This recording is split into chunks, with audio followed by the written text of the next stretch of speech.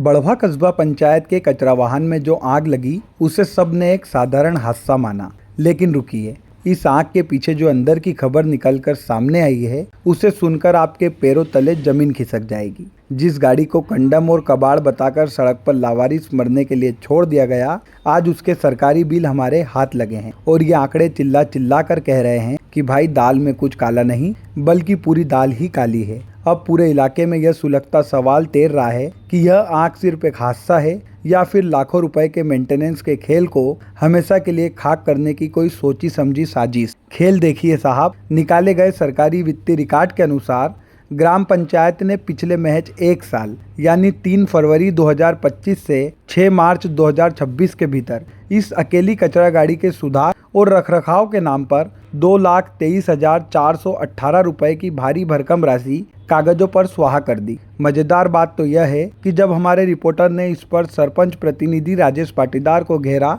तो उन्होंने खर्च का मीटर और बढ़ाते हुए कहा, अरे साहब, एक साल की क्या बात करते हो।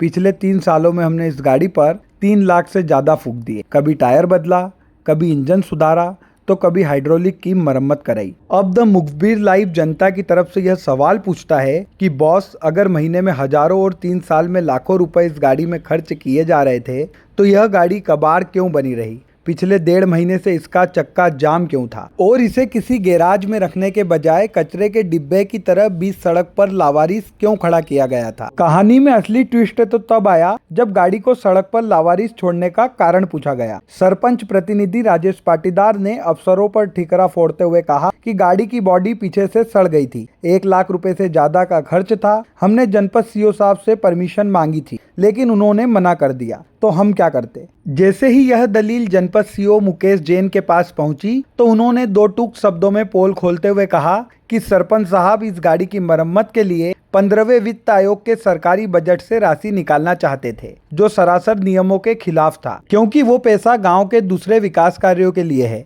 मेंटेनेंस कराना था तो पंचायत के लोकल टैक्स के पैसे से कराते। और सबसे बड़ी बात, अगर गाड़ी इतनी ही कंडम थी तो लाखों रुपए फूकने की बजाय उसे वैधानिक रूप से राइट ऑफ कबाड़ घोषित क्यों नहीं किया गया? फिलहाल हमने FIR दर्ज करवा दी है। इधर इस पूरे महासंग्राम के बीच जब पंचायत के नए सचिव राजाराम यादव से पूछा गया तो उन्होंने बड़े आराम से सरकारी स्टाइल में कहा, भैया मेरी तो अभी अभी पोस्टिंग हुई है, मुझे पुराने मामले की कोई जानकारी नहीं। लाखों रुपए खर्चा करने के बाद भी गाड़ी का बार बार खराब होना और फिर संदिग्ध हालत में जल जाना सीधे सीधे जनता के टैक्स की बर्बादी की ओर इशारा करता है। आज द मुखबिर लाइव अपने मंच से 3 सुलगते सवाल पूछता है।